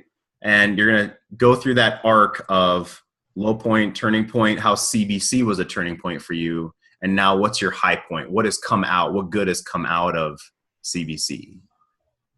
Because that's what you're facilitating as a CBC group in this example. And note that that's just part of it. So first we're going to announce, what's going on. There's been an emergency. Yep. Then tell your story. Move into reminding people of the 3 pillars, and then pass it off to the host. Yep. Okay. And for the sake of time, we're going to take 5 minutes right now for you to prep yourself. And with 4 of us on here, we'll have 5 minutes each. Cool. Okay. Awesome. So we'll just keep it like this, and we'll come back in about 4 minutes and see who wants to go first. You're all muted, so you can. Yeah.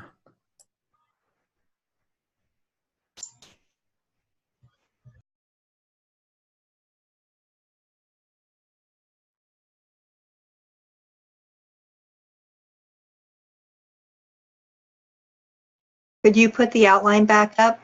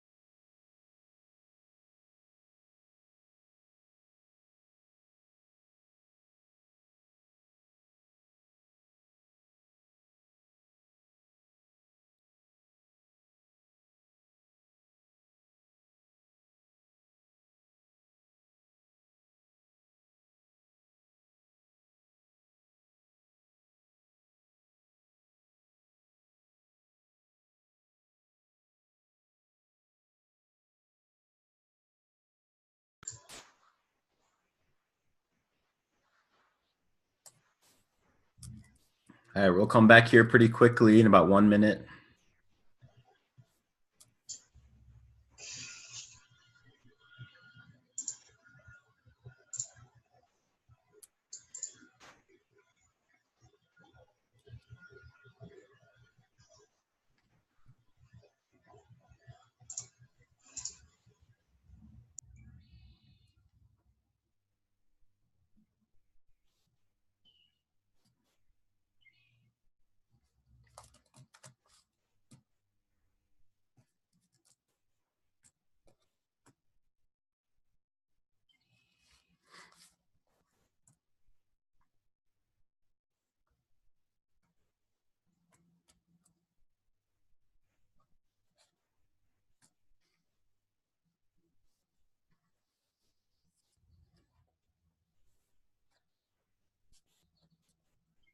Okay, for the sake of time, let's all start coming back.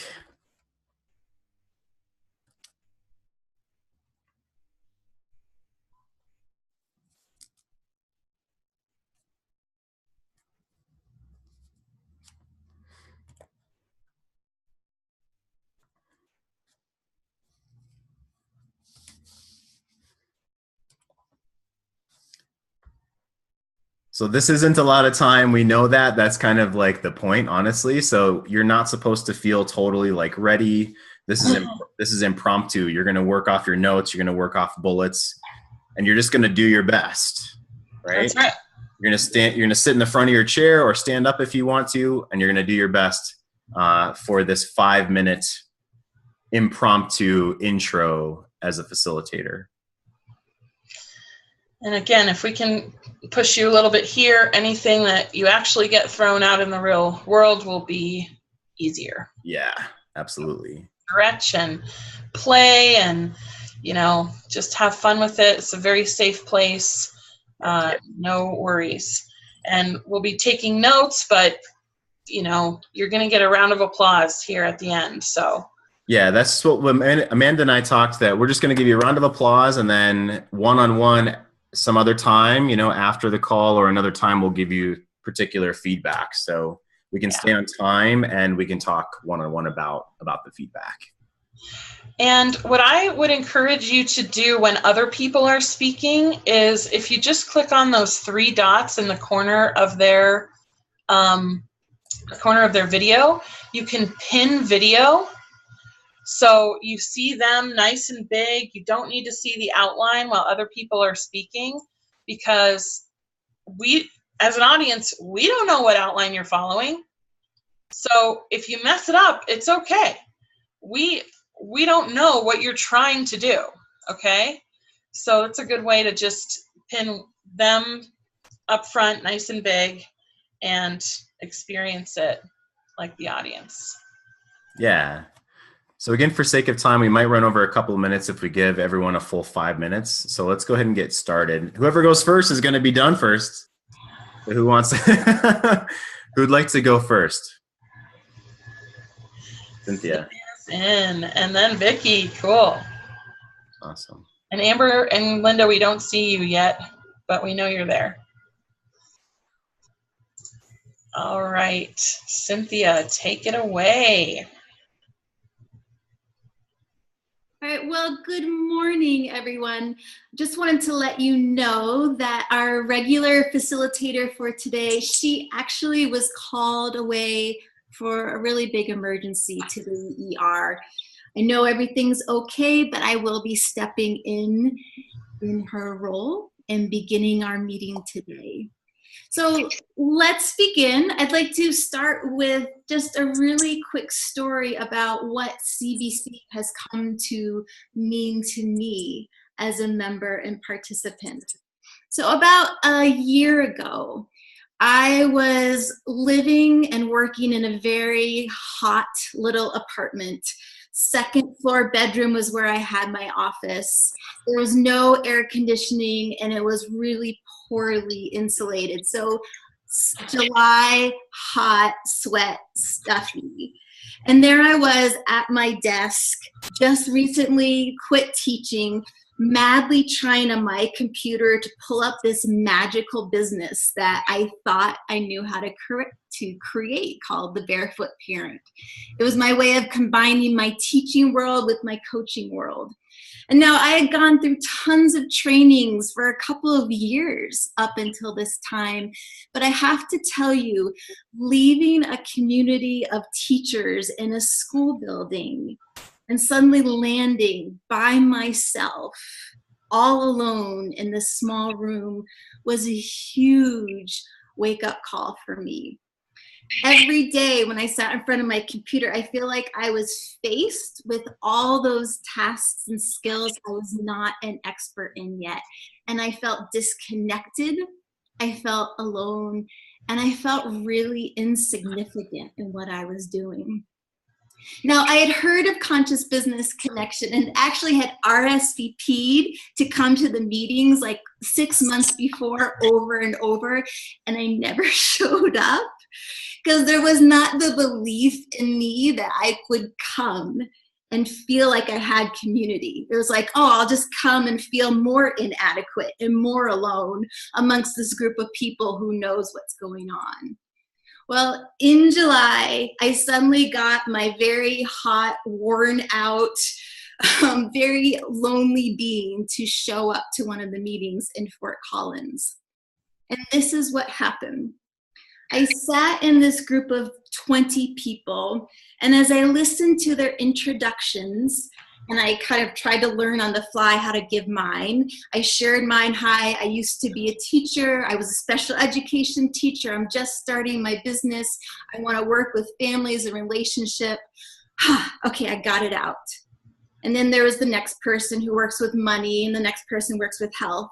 And suddenly I heard, oh, hi, yes, I used to be in education as a special education teacher, and now I coach families and students. I was like, wait, there's someone else like me in this room? The introductions kept going around, and then suddenly there was a second person with the same introduction. Yeah, I used to be a special education teacher, and now I coach families. And I was like, oh my God, there's more than one? And that happened one more time until suddenly this little world of aloneness and insignificance I created had grown into 3 other people in this circle around me. So since then, of course, CBC has so many supportive members, wonderful information. But that gift I got to look around and see that I wasn't alone, and then actually collaborate with those people who were like me, taught me that I don't have to be good at everything, that what I do have to offer is valuable. And the meaning of 1 + 1 doesn't equal 2. 1 + 1 + 1 + 1 equals the force of 1,000,000. So that is my way of saying how much I appreciate the bothness part of CBC. And of course, we show up in our bothness when we are also owning our oneness and who we are. And the third pillar, of course, of CBC is being authentic in our oneness and our bothness. So with our bothness together in this group and our authenticity, I'd like to turn it over to our host today, and we will continue with our meeting. Woo! Beautiful. Thank you. Super great. Fantastic. Amanda and I took notes, and for the sake of time, thank you, Cynthia. We'll move on to the next person. So who would like to? Vicky's going to go next, right? Excellent. Take your own notes of how that felt too. Yeah. Okay. All right. Good morning, everyone. I would love to welcome you to today's meeting. And first, I need to announce there's been an emergency, and our usual facilitator will not be able to be here today. Everything's going to be okay, but she just could not be here and has to deal with that. So we'll send her warm thoughts and prayers, and look forward to seeing with her next week. So as we get started today, I'd love to tell you a quick story. You know, a couple years ago, I was really struggling with my business. I'd had it a lot of years, but it was still really, really small. And, you know, life happens. It's had its ups and downs. It's had many interruptions. but as I was growing it and had this opportunity to really focus now on the business, I started going to a lot of networking groups. And over and over and over again, as I rush off to the next one, what I realized was that everyone was making me feel like I must be the most unsuccessful person in the business world, because these people have big businesses, everything's great, everything's wonderful. And I learned or realized about myself that really what I was doing was hiding in these groups and pretending to have this really successful business and pretending everything is okay, everything's fine. I put on my Sunday smile and my suit and I come tell everybody how great it is. And then I went to a group that I was drawn to called Conscious Business Connections, this group. And I knew some folks who'd been there. I kept hearing about CBC, and I just finally said, okay, I need to go there.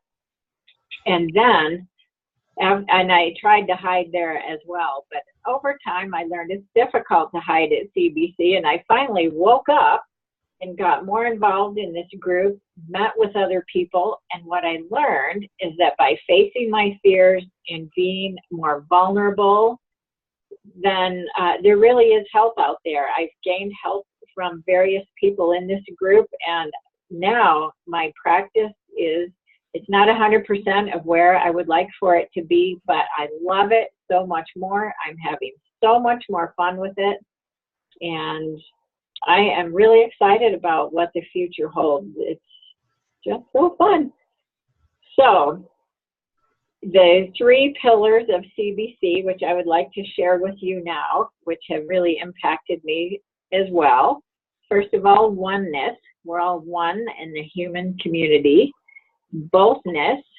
Here we value both service and profit. And also authenticity. You know, I don't have to pretend here. And I'm having a bad day, I say I'm having a bad day, but I'm glad to be here. If I'm having a great day, I say I'm having a great day, and I am so glad to be here. So, as I invite all of you to just sit back, relax, enjoy the meeting, participate as much as you want, and I would love now to introduce to you our host for today's meeting.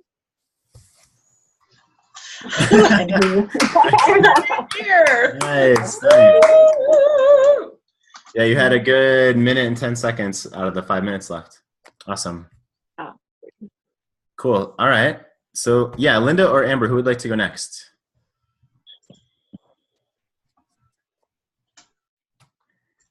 I think they both said they would go. Amber? Yeah. There we go. Yeah, I did. Yeah, sorry. Awesome. Muted myself again. It's for the greater good. Okay. Well, it's so great to be here with all of you today. Not all of you know me. My name is Amber Curry. And our regularly scheduled facilitator has had an emergency come up, is on the way to the emergency room right now. And, you know, I know we're all sending our good thoughts with her. And I'm going to step into the role of facilitator while she's taking care of that important business. So I'm going to start off with just telling a little bit about what CBC has been in my life. When I first found CBC, I had decided to transition my business from a part-time to more of a full-time position. My youngest child was going off to high school, and you know, I'd really been looking forward to getting to this point for some years and thinking about it. But you know, while I felt pretty confident in my abilities to do the work, I really did not feel like I was well connected at all. You know, really felt like, you know, a loner in the wilderness to a certain extent, you know, and found CBC, came for the first time. It wasn't my first networking meeting, but it really was the first one where I felt comfortable being me and not having to put on, you know, a suit of armor to be real shiny and dial it up to 11 on my sales. And it was a really great feeling to be somewhere where everybody brought their whole self and was really open and really felt like real people. And you didn't have to protect yourself from the constant salesmanship that was my experience at many other places. So over the years, it's become an important part of my professional development. I've made a lot of great personal connections, some friendships, had quite a few clients come out of the program, and feel that it has benefited me really on all levels, which is what I think is pretty special about this group. Which leads us to our 3 pillars. Oneness is that we're all connected, and what strengthens one of us strengthens us all. And the next pillar is bothness, where everybody here is both a person in business and a professional, but also just a human being living a full life. And we want to hang out here in the place where those 2 roles really intersect. And the third pillar is authenticity. When we come here, we're not wearing our suit of armor or corporate camo or any of those things that we really feel compelled to have often in other groups that we might get together with to network. And I think that's a pretty special thing. So I'm really glad to be here with you today. At this point, I'm going to turn it over to our host. Nice. Woo! Excellent, excellent. Great work. Very nice. Yeah, you had almost 2 minutes left. Oh, wow. Is that good or bad? I don't think it's either, to be honest. Yeah. Mm-hmm. I got the message, Amber. I felt it. Great. Okay. I mean, obviously, it gives us a little more time to play with an in-depth story, if that's appropriate. I mean, I would probably feed off the audience a little bit to feel into if something hits, that we can play with that, or if we know something about the audience that they're wanting a certain type of thing out of this group, we might highlight that within our story, right? So just having more time isn't good or bad. It's just a matter of like, are we going to utilize it well, or are we just adding fluff, right? Mm-hmm. Nice. Yeah, very nice. All right, Miss Linda. Okay. Let me get back to my outline and my timer I got going on. Good morning, everybody. I want to let you know that obviously I think you figured out I'm not Amanda. She has been called away to an emergency this morning.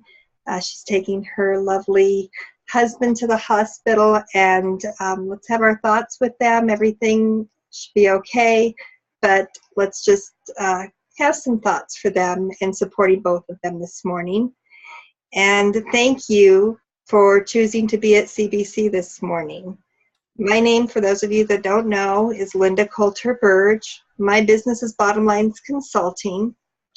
And I want to share with you how CBC has helped me in my journey as a business owner, because you are choosing to spend time here.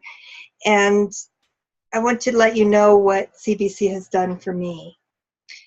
When I started with this group many years ago, I had come from leaving a corporate world where I had always done what I was supposed to do and be who I was supposed to be, and started a business of my own. And it was a huge leap of faith, and it, in corporate world or in reality of the norm, failed miserably. So I was terribly bruised starting a new business and wanting to share what I had learned, and still having that little voice that said, what do you know? How can you do this?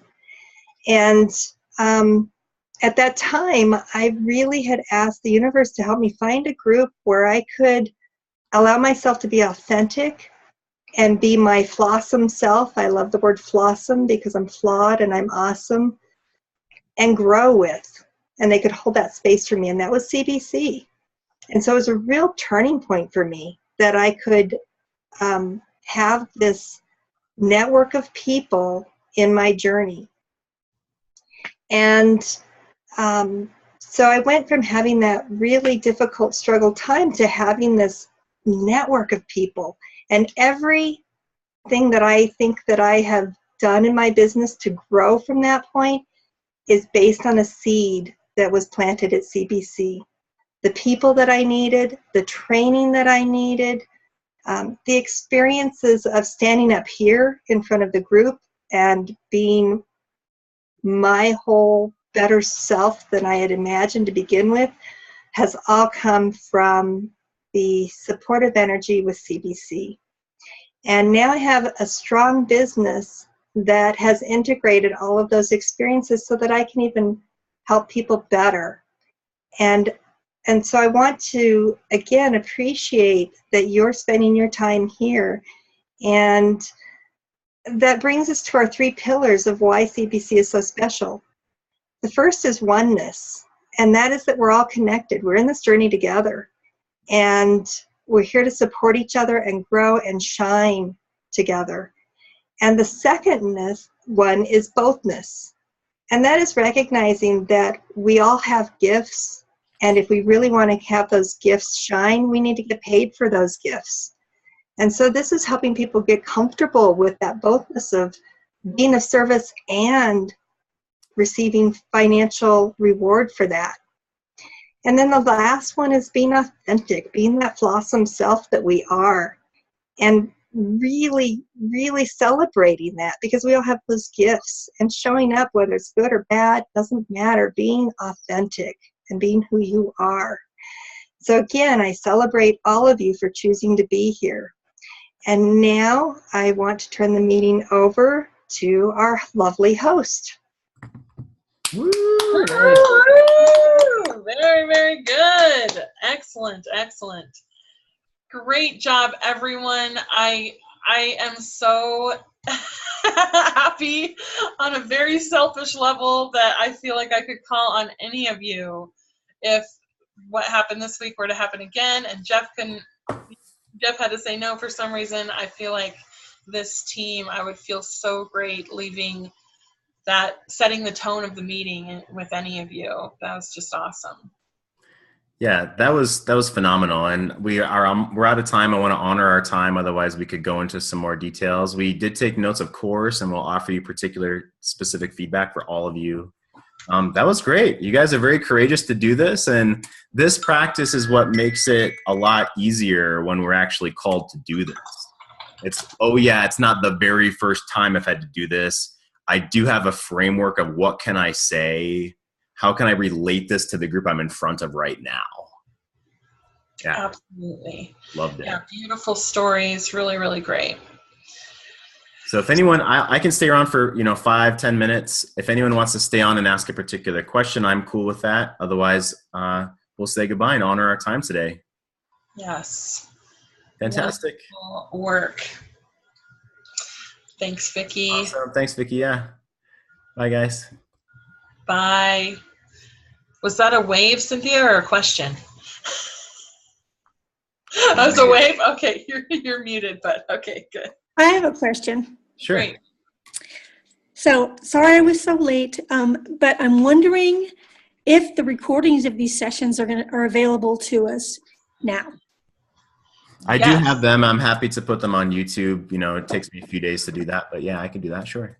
Okay, that would be awesome. Yeah. I appreciate it, because my experience is when you go back over recorded sessions, you always get more out of it than you did when you were there the first time. Sure. So, even for those, I'd love to have access to that to really confirm the work. I would especially say that's true when we're putting you on the spot like this.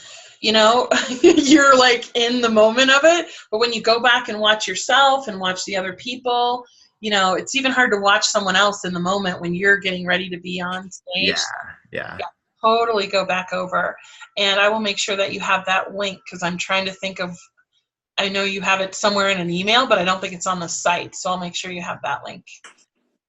Okay, awesome. Yeah. Thank you so much. Perfect. Yeah. Thanks, Amber. Good to see you. Yeah, it's good to see you. That was good. I appreciate your time and your work. Yeah, right on. Thank you. Yeah. Talk later.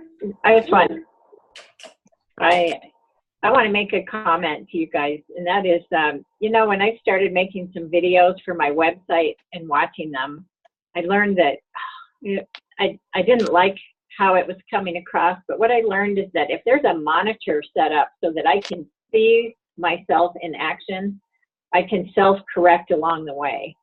I can notice things like, you're not smiling, you've got your serious face on again. And I can say, gosh, I know, oh, my posture's terrible, and just like immediately self-correct. And so it's, you know, it's not really it's not a vanity thing or an ego thing. It's a feedback thing for me. So there's but it's not always convenient to have that monitor seeing that feedback everywhere. So it's just something I'm aware of, and I'm thinking that perhaps some practice. I have my own Zoom account, so maybe I should get on there and just practice everyday kind of things, even conversations I have with patients. That just occurred to me. I should probably utilize that and see what it looks like, what it sounds like. And I mean, that's a classic acting training, right? To do it in the mirror, right? But I will just caution you, if when you're doing it in the mirror, just make sure that you're aware of your muscle memory getting built, because when you go out and do it, you're not going to have that mirror. So if you're only relying on your eyes, it's different. So just, you know, do it in the mirror enough time that the muscle memory gets built, and then do it not looking in the mirror a few times to know that it's coming from you. It's not coming from the mirror. So that's like just a acting. Yeah. Let me add to that, Vicki. When I practice, that's my first step, is to look at myself and maybe record it or not. The second step is to record it where I can't see myself. And then the third step is I put other people's faces on the screen and present it to just like static pictures of people's faces. So I'm looking at their eyes. And sometimes I actually put someone who's like not happy, or someone who's or is happy, so that I practice looking at people with different facial expressions and it doesn't throw me off.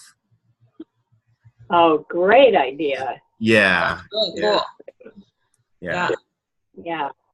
And because that's what I feel really throws us off the most, is we're in the moment, we're feeling what their body language is telling us, and that can throw us off. But practice really being in touch with ourselves. I mean, honestly, doing it in front of someone who looks like, you know, a picture of someone like this, you're going to have that in the audience, or someone that's engaged, and you're obviously going to be looking at the person that's more engaged more often. But just practicing in front of someone else's eyes has been great for me. Yeah. I think that's great. Great tip. Yeah. I think that's a big default for someone to go like, just like not expressing back to you as a picture would. Yeah. Thanks, you guys. Have a great day. Yeah. Thank you. Bye, Vicki. Bye, guys. Bye. Thank you, guys. Yeah. That was really good, getting over my fears. Yeah, good for Awesome. you, Linda. I'm telling you, I would never have guessed dyslexia or anything like that. Yeah. Yeah. Not that it's, you know, bad if that did come across, but I just Yeah. I've worked on it a lot. I can you're tell. done. You know, it's Yeah. I love this morning in Jade's thing that she's doing every morning. I loved her, and there was something in here that I was going to say, I think with Cynthia. It was like, in the past and now I am this, you know. That's what's great. I mean, obviously we're training facilitation here, so it's a little bit different subject, but I mean, Amanda put Cynthia on the spot a bit. I loved it. Which was good. Like, that was actually really good. And you could tell she's like, I know I want this, but I feel uncomfortable. And then when you prompted the I want statement, like, That was wonderful. then she really embodied it, you know. That was great. She was right there. I mean, Yeah, I loved it. I'm so proud of her. yeah, she did great. Yeah. So thank you guys. I just wanted to say thank you for that. Awesome. Yeah, you're welcome. Thank you for stepping up in all the ways. Those buttons. That's what we're here for, right? You know? Right. Awesome. All Thanks, right. Linda. Bye. Yeah, bye. Bye.